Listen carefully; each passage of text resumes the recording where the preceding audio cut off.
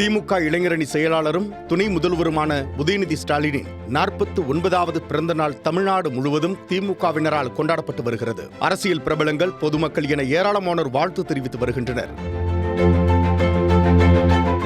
தாம்பரம் மாநகரம் பகுதியில் துணை முதலமைச்சர் உதயநிதி ஸ்டாலின் பிறந்த நாளை திமுகவினர் உற்சாகமாக கொண்டாடி வருகின்றனர். தாம்பரம் பேருந்து நிலையத்தில் 1200 பேருக்கு சட்டமன்ற உறுப்பினர் SR ராஜா தலைமையில் திமுகவினர் இனிப்புகளுடன் அறுசுவை உணவு வழங்கி கொண்டாடினர்.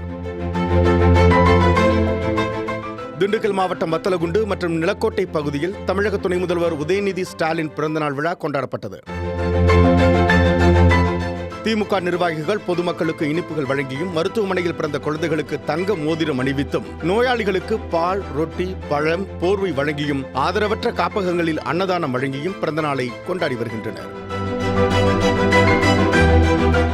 சென்னை அயப்பாக்கத்தில் துணை முதலமைச்சர் உதயநிதி ஸ்டாலினின் பிறந்தநாளை முன்னிட்டு நலத்திட்ட உதவிகள் வழங்கும் நிகழ்ச்சி நடைபெற்றது. இதில் வில்லிவாக்கம் தெற்கு ஒன்றிய செயலாளர் துரை வீரமணி தலைமையில் 49வது பிறந்தநாளை குறிக்கும் வகையில் 1049 மகளிருக்கு சேலை வழங்கப்பட்டது. இதேபோல் 10 கிலோவில் கேக் வெட்டிய திமுகவினர் 2000 பேருக்கு அன்னதானம் வழங்கி கொண்டாடினர். திருப்பூர் மாவட்டம் காங்கேயம் திமுக ஒன்றிய இளைஞரணிக்கும் திமுக நகர இளைஞரணிக்கும் இடையே காங்கேயம் ரவுண்டானா பகுதியில் துணை முதல்வர் உதயநிதி பிறந்தநாள் வாழ்த்து தெரிவித்து பிளக்ஸ் வைப்பதில் இரு தரப்பினருக்கும் இடையே வாக்குவாதம் ஏற்பட்டுள்ளது.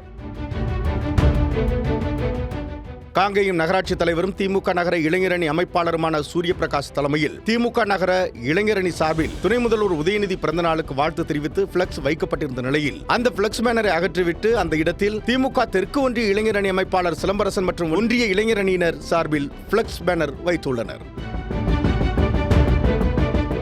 பிளக்ஸ் பேனர் மாற்றி வைக்கப்பட்டுள்ளதை கண்டு அதிர்ச்சியடைந்த நகர இளைஞரணி அமைப்பாளர் சூரியபிரகாஷ், நகர பகுதிக்குள் எப்படி நீங்கள் பிளக்ஸ் பேனர் வைக்கலாம் என திமுக தெற்கு ஒன்றிய இளைஞரணி அமைப்பாளர் சிலம்பரசனிடம் தொலைபேசியில் வாக்குவாதம் நடந்ததாக கூறப்படுகின்றது. பின்னர் தெற்கு ஒன்றிய இளைஞரணி வைக்கப்பட்ட பிளக்ஸ் பேனர் அகற்றப்பட்டு மீண்டும் நகர இளைஞரணி சார்பில் பிளக்ஸ் பேனர் வைக்கப்பட்டது.